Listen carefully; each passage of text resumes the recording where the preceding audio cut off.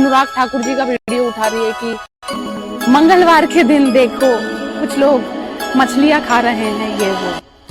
किसी को नहीं पता वो मछली है क्या है, हमें अभी तक नहीं पता, तो हम इस चीज पर कोई टिप्पणी नहीं करेंगे। लेकिन हमें पता है कि वो मछली ही है और इस बात को हम खुद कंफर्म कराएंगे अनुराग ठाकुर से ही। अनुराग ठाकुर जी, अब आप खुद ही इसको सच्चाई बता दीजिए। यहाँ मांस भी है, मछली भी है, भात भी है, सब खा रहे हैं। और आपने बोला हम इसके ऊपर कुछ टिप्पणी नहीं करना चाहते। आप टिप्पणी कर भी नहीं सकते हैं। जिस दिन आपने टिप्पणी कर दी उस दिन आपकी दुकान बंद और हो जाएगी और 2-4 एफआईआर और हो जाएगी सरकार की तरफ से। और जो आपका बात बात पर धर्म खतरे में चला जाता है, अब वो भी नहीं जाएगा, क्योंकि ये खुद बीजेपी का नेता है जो कि मछली खा रहा है। और कोई तो कंपटीशन करने की बात कर रहा है कि ममता जी आइए और टेबल पर मांस खाने का कंपटीशन करते हैं, आपसे मैं कुछ ज्यादा ही खा जाऊंगा। अब आपका धर्म खतरे में बिल्कुल नहीं जाएगा, क्योंकि आपका धर्म खतरे में वहीं जाता है जहां पर बीजेपी का नेता ना हो, जहां अपोजिशन हो। अगर आप इसके फॉलोवर हो और आपको लगता है कि इनकी वजह से आपका धर्म बचा हुआ है, तो ये आपकी एक गलत फहमी है। ये भी सरकार के प्रोपोगेंडा को ओनली बढ़ावा दे रही है और कुछ भी नहीं। अगर आपको विश्वास नहीं है तो ये बीजेपी के नेता का ही भाषण सुनो बंगाल इलेक्शन के टाइम। यहाँ का सनातन खत्म हो जाए।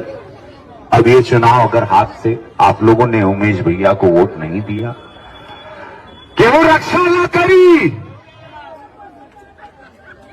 ये हम दावे के साथ कहते हैं। जहाँ इनकी सरकार है वहाँ तो ये लोग क्राइम रोक नहीं पा रहे हैं और बंगाल में जाएंगे हिंदुओं को बचाने के लिए। मैं इनसे बस एक ही बात कहना चाहता हूँ, पहले अपने घर की तो रक्षा कर लो, पड़ोसन की तो बाद में करना। कुछ बीजेपी नेताओं का तो ये भी कहना है अपने पास प्याज रखने से आपको गर्मी बिल्कुल नहीं लगेगी, आपको एसी की भी जरूरत नहीं पड़ेगी। प्याज के सामने तो एसी भी फेल है। ना मेरी गाड़ी में एयर कंडीशन चलती, ना एसी के माध्यम में बैठता हूँ।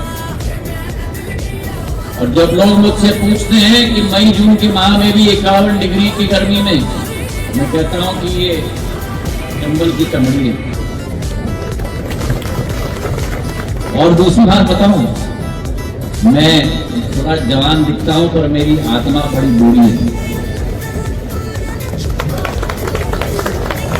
पॉकेट में प्याज ले जाओ, कुछ नहीं होने वाला तुमको।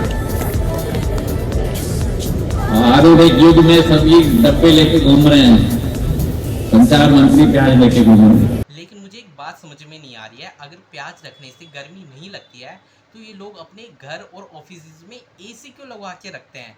प्याज ही रख लिया करे 10-15 किलो। मनोज तिवारी का कहना है जो इन्होंने मछली खाई थी वो बिना प्याज लहसुन के बनी हुई थी। मुझे तो ये समझ नहीं आ रहा है इन लोगों ने जनता को समझ क्या रखा है। और तो इनके एक नेता हैं जो कि दिल्ली में मीट की शॉप बंद करवाते हुए फिरते हैं, फिर तो मेरे ख्याल से उनको मीट की शॉप बंद ही नहीं करवानी चाहिए थी। और मुझे तो ये समझ नहीं आ रहा है जो लोग सोशल मीडिया पर ओनली सिर्फ सोशल मीडिया पर धर्म की रक्षा किया करते थे, उनकी एक भी वीडियो या रील सामने नहीं आई है इनके ऊपर। जबकि अनुराग ठाकुर ने तो मंगलवार के दिन मछली खाई थी। इनमें से किसी ने भी अपनी जबान तक नहीं खोली। पता है क्यों? क्योंकि उस वक्त धर्म खतरे में ही नहीं था। जैसे कि अभी मणिपुर को ही देख लो, सरकार वहाँ कोई एक्शन ही नहीं ले रही है, ना ही गोदी मीडिया का वहाँ ध्यान जा रहा है और ना ही इन सोशल मीडिया वाले धर्म रक्षकों का ध्यान जा रहा है। मुझे तो ऐसा लगता है शायद किसी मुसलमान को वहाँ कुछ करना चाहिए, शायद जब भी इन लोगों का ध्यान मणिपुर के अंदर जाएगा। अब वैसे यार मुझे बताने की जरूरत नहीं है कि देश के अंदर क्या चल रहा है, अब आप खुद भी ये बात समझ सकते हो।